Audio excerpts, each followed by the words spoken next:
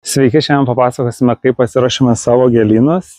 Tai kaip ir anksčiau video rodėm, tai sumontavome metalinės juostas, su kuriam suformavom gėlynų formą. Susiformavom gėlynų plotus su metalinė juosta.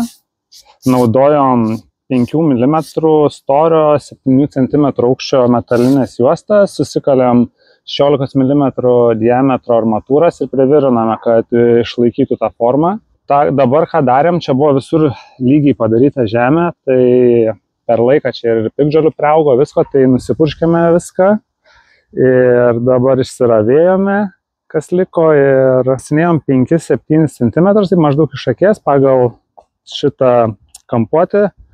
Tokį aukštį pasirinkom pagal skaldos frakciją, kokią naudosim. Kuo stambesnė skalda, tuo daugiau reiktų nusikasti. Tai žodžiu, čia kiekvienu atveju reiktų pasikonsultuoti arba pasižiūrėti internete, kaip rekomenduojama. Plėvelę geotekstilę naudojame Plantex Gold, skirta sulaikyti piktžolėms. Šitą pasirinkome, jinai yra viena iš geresnių šitam darbui skirtų.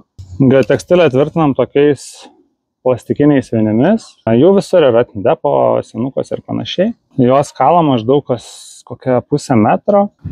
Ties augalais įsikerpam X formą, vėliau žiūrėsim. Nežinau, čia Neringa galvoja, kad reikia palikti jo daugiau išpjautą, bet pasižiūrėsim. Čia dabar kol kas prieš pat dedant akmenukus. Kodėl Neringa galvoja, kad reikia palikti?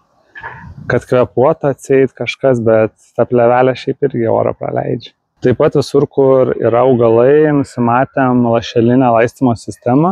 Pasirinkom išsivedžioti šlangeles kapiliarinės, kas 30 cm žingsnių turinčias pačius tos kapiliarus, ir ją visą vedžiosim ant plėvelės ir po to ją paslėpsim akmenukais.